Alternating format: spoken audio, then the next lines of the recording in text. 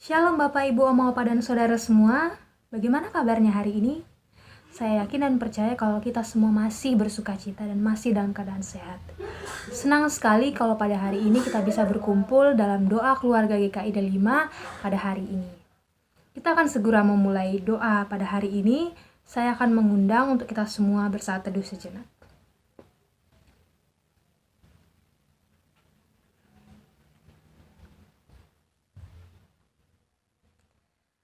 Amin.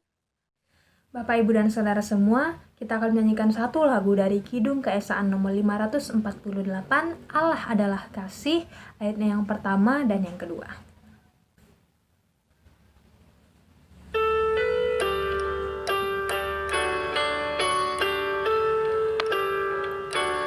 Allah adalah kasih dan sumber kasih, bukalah hatimu bagi firman-Nya. Allah adalah kasih dan sumber kasih, bukalah hatimu bagi firman-Nya. Kamu dalam dunia, bukan dari dunia. Kamu dalam dunia, bukan dari dunia. Akulah yang memikul sengsaramu. Allah adalah kasih dan sumber kasih, bukalah hatimu bagi firman-Nya. Allah adalah kasih dan sumber kasih, bukalah hatimu bagi firman-Nya. Musuhmu kasihilah dan berdoa baginya. Musuhmu kasihilah dan berdoa baginya. Akulah yang mendamaikan sengketamu. Allah adalah kasih dan sumber kasih, bukalah hatimu bagi firman-Nya. Allah adalah kasih dan sumber kasih, bukalah hatimu bagi firman-Nya. Bapak, Ibu, dan Saudara semua, mari kita berdoa. Tuhan Yesus yang baik, Bapa yang kekal, terima kasih Bapa untuk hari ini Tuhan masih anugerahkan buat kami, untuk kami bisa beraktivitas pada hari ini, sepanjang hari ini Tuhan. Tuhan, sebentar kami akan mendengarkan firman-Mu. Urapi kami Tuhan, karena firman-Mu itulah penerang bagi jalan kami, jalan-jalan kami ke depan, Bapa, yang tidak kami tahu. Juga berkatilah hamba-Mu yang akan menyampaikan kebenaran itu. Kiranya Tuhan saja yang berbicara melalui hamba-hamba-Mu Tuhan. Terima kasih Bapa, ini doa dan syukur kami yang kami sampaikan kepadamu. Amin.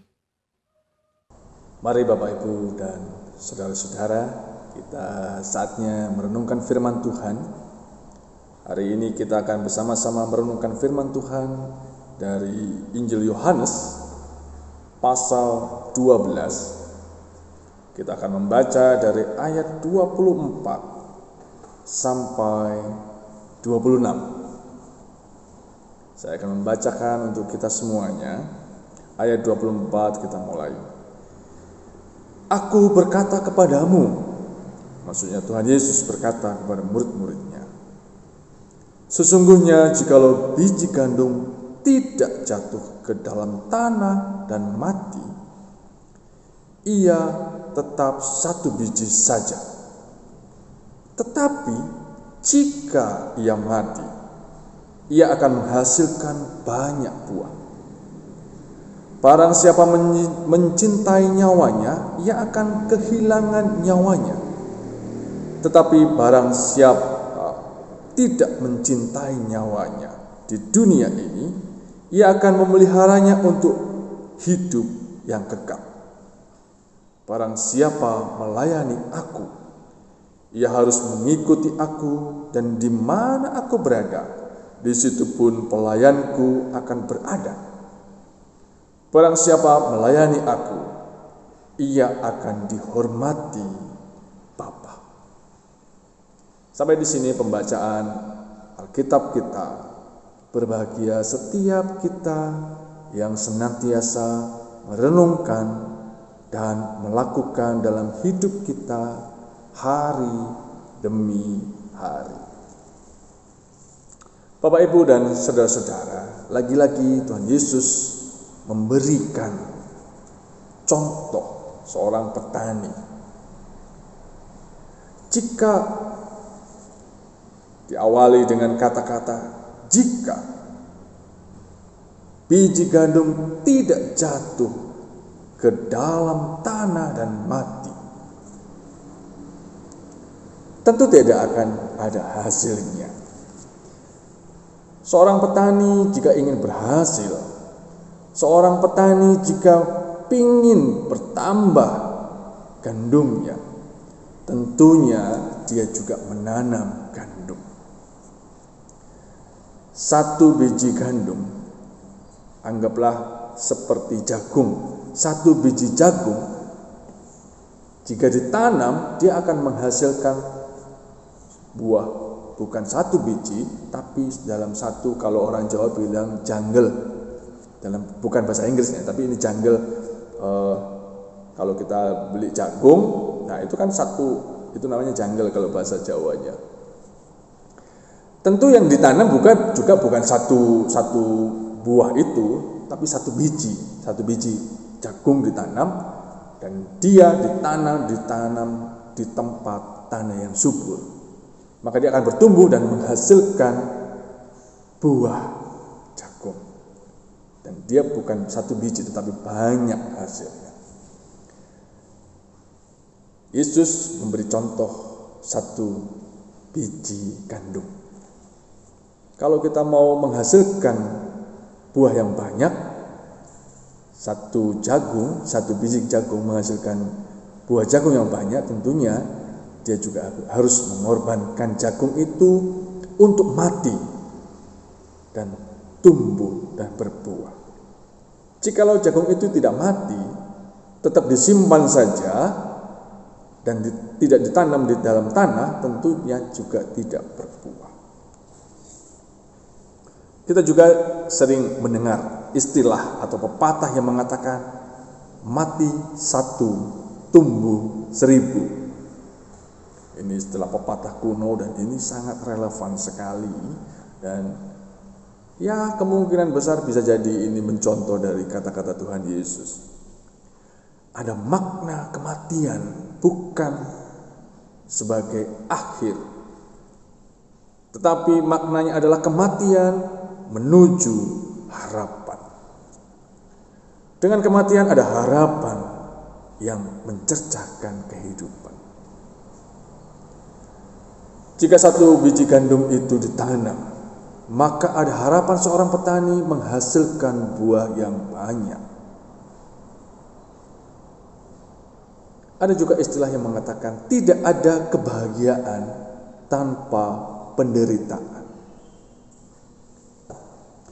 Tidak ada hasil yang memuaskan tanpa usaha keras.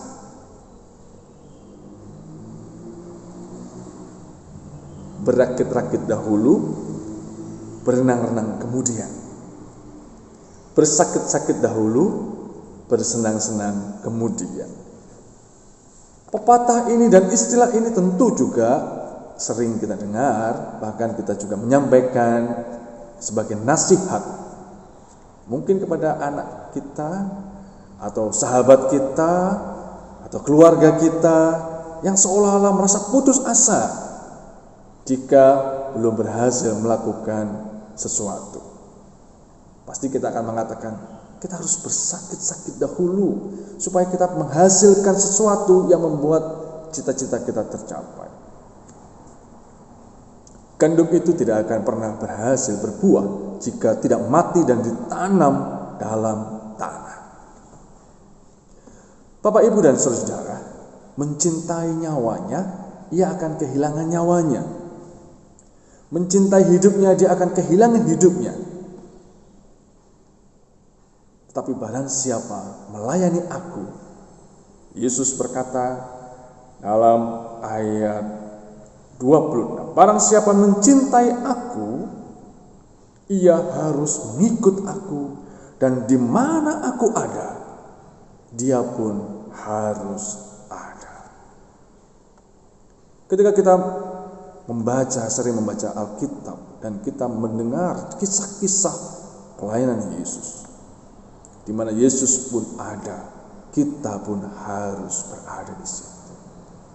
Ketika kita mengakui bahwa kita sebagai pengikut Kristus, maka lakukanlah itu sesuai dengan yang Kristus sudah teladankan bagi kita. Ada banyak hal perbuatan baik yang harus kita lakukan karena Kristus melakukan, Kristus menjadi teladan kita.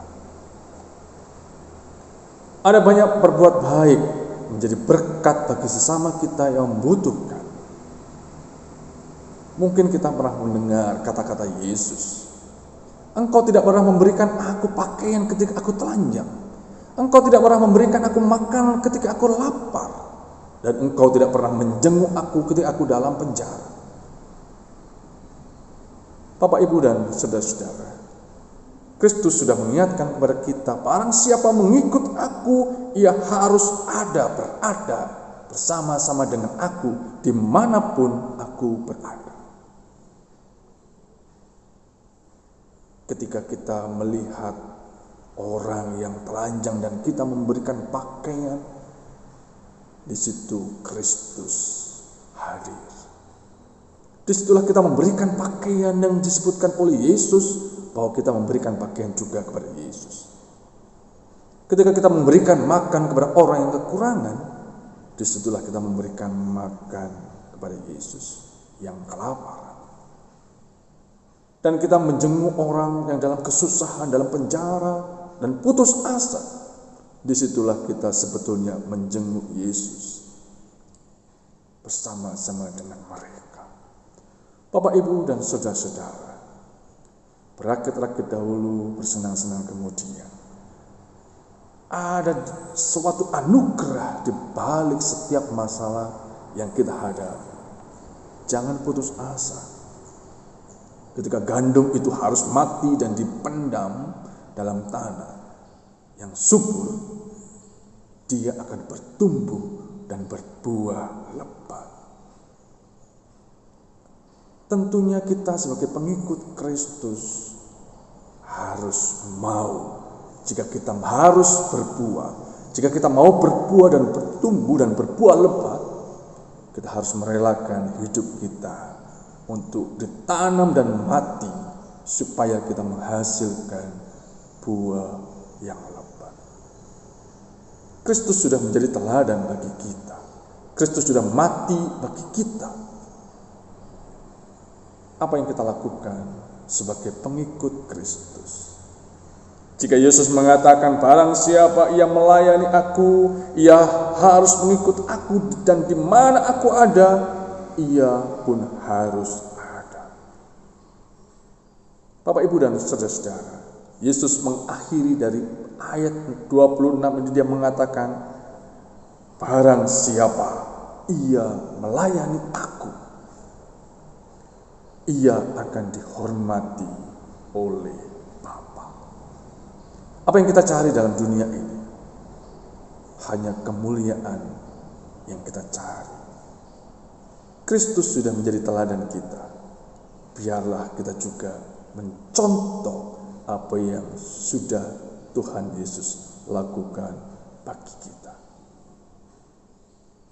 Tuhan memberkati kita semuanya. Amin.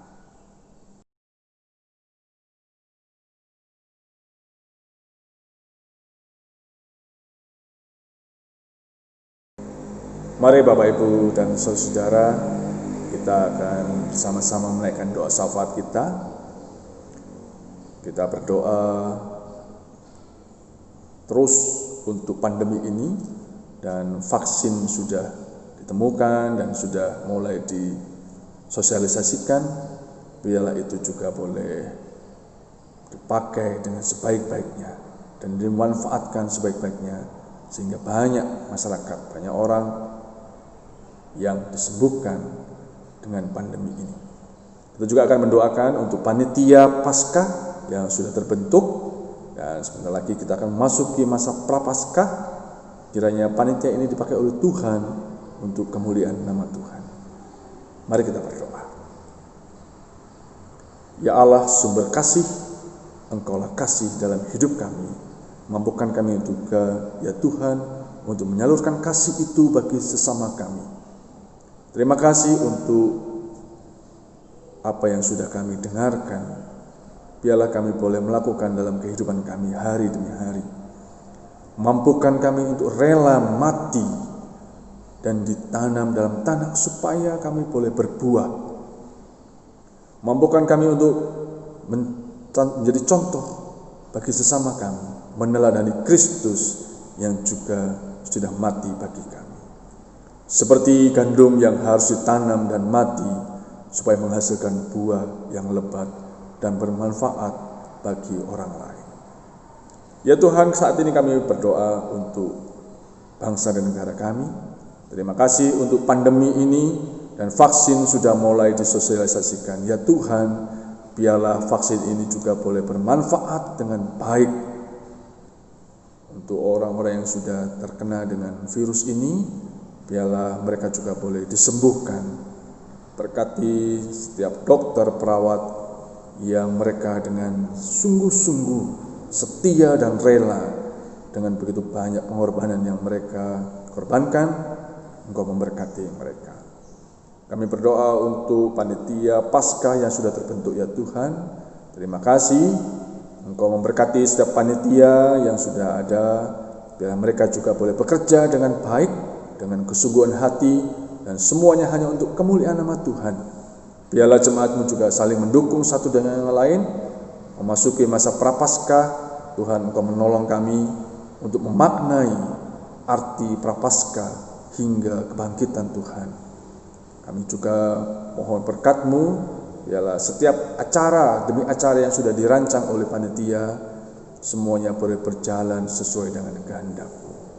Kami berdoa untuk Opa dan Oma. Terima kasih untuk kesehatan dan kekuatan yang Kau berikan kepada mereka, ya Tuhan. Terlebih sukacita, Engkau terus menuntun dan menolong. Biarlah Engkau senantiasa menyegarkan jiwa mereka. Nama Tuhan dimuliakan. Kami berdoa untuk umat-Mu yang berulang tahun. Meskipun kami tidak tahu satu demi satu, tetapi kami sungguh bersyukur untuk 1 tahun yang sudah mereka jalani, dan Engkau menambahkan 1 tahun yang baru ini. Kasih-Mu terus menolong dan menuntun mereka. Segala cita-cita yang mereka impikan, cita-citakan boleh tercapai sesuai dengan jawaban Tuhan atas hidup mereka. Terima kasih Tuhan, kami menyerahkan pergumulan kami masing-masing dalam keluarga kami, dalam rumah tangga kami. Kami percaya Tuhan, setiap masalah kami hadapi ada anugerah dan berkat-Mu dalam kehidupan kami. Terima kasih Tuhan, kami menyerahkan kehidupan kami satu demi satu kepada Tuhan yang mempunyai kehidupan ini. Ampuni kami Tuhan atas segala dosa kami, dalam Kristus kami berdoa. Amin. Sungguh indah firman Tuhan yang barusan kita dengar Bapak Ibu. Kiranya firman itu bisa menjadi penuntun buat jalan kita sehari-hari, dan kiranya kita bisa menjadi pelaku-pelaku firman Tuhan juga dalam setiap hari kita. Tetaplah bersukacita, tetaplah bersemangat, dan kita akan mengakhiri doa keluarga pada hari ini. Kita nyanyikan lagi Kidung Keesaan nomor 548, Allah adalah kasih, baitnya yang ketiga dan yang keempat.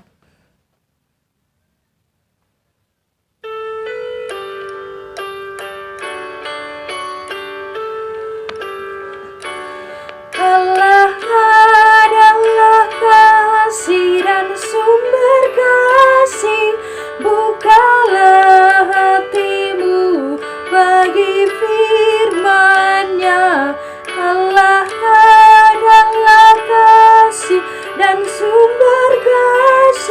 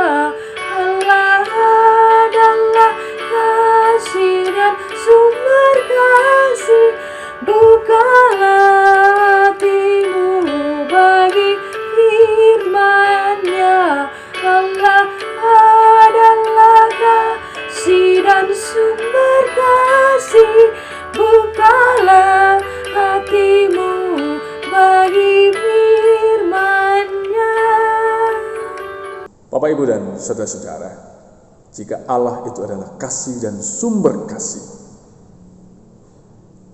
apa yang harus kita lakukan untuk meneladani Kristus yang adalah kasih itu? Biarlah kasih itu juga boleh kita nyatakan dalam kehidupan kita, melalui sesama kita, dalam pekerjaan kita, dalam kehidupan sosial kita, dalam kehidupan bertetangga kita. Biarlah kasih Kristus itu sungguh-sungguh nyata dan orang lain melihat kita bahwa Kristus ada dalam hidup kita, sehingga nama Tuhan dimuliakan melalui apa yang kita lakukan dalam hidup kita hari demi hari. Biarlah kita menjadi berbuah dan berguna bagi sesama kita dimanapun kita berada. Tetap jaga kesehatan. Tuhan memberkati kita semuanya. Amin. Hanya Dialah yang tahu kan segala rahasia. Tiada ku takutkan kuasa gelap, masa yang datang tak jelas, tapi ini terang bagiku. Tangan Tuhan yang atur segala.